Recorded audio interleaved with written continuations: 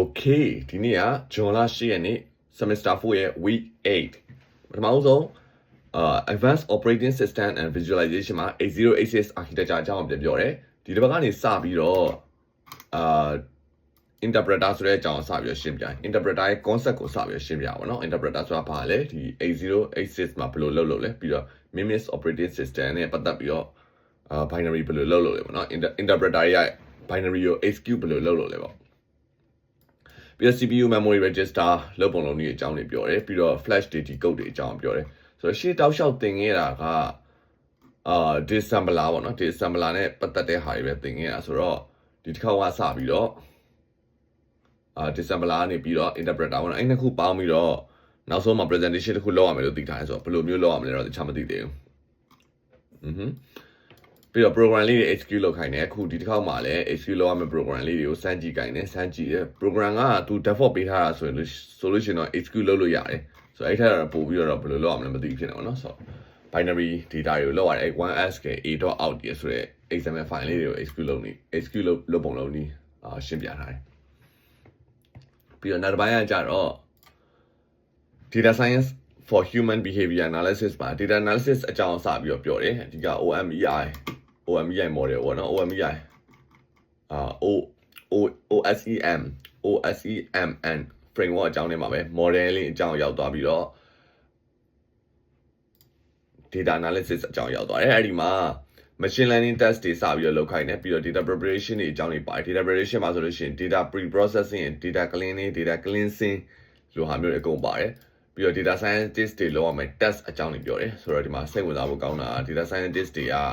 60လိုင်းလောက်က data cleaning လုပ်နေကြတယ်ဆိုတဲ့ဟာမျိုးတွေလည်းပြောပြီးတော့ data cleaning လုပ်ရတာကိုတို့တွေကမကြိုက်ကြဘူးဆိုပြီးတော့လည်းပြောကြတယ်ပေါ့နော်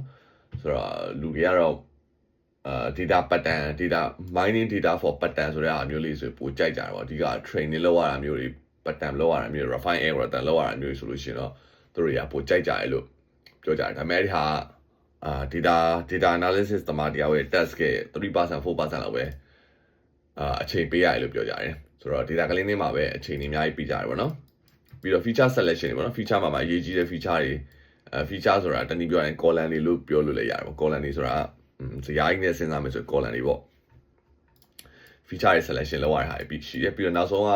exam မရှိဘူးဒါပေမဲ့ outlier detection and treatment ဆိုတဲ့ခေါင်းစဉ်ကိုယူပြီးတော့ group work တစ်ခုလုပ်ခဲ့တယ်ဆိုတော့ဒီ group work က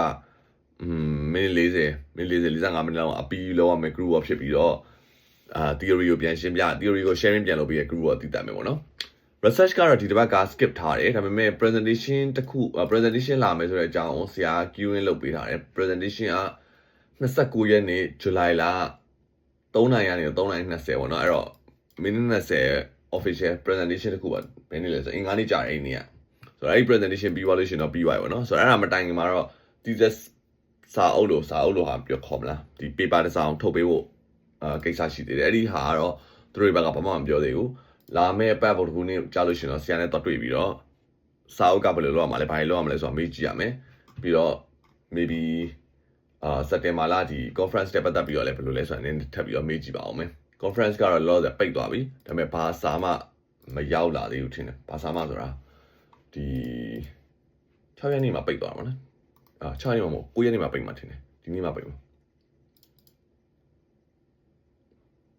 anyway ဒီတော့လောက်ပါပဲကျေးဇူးများတင်ပါတယ်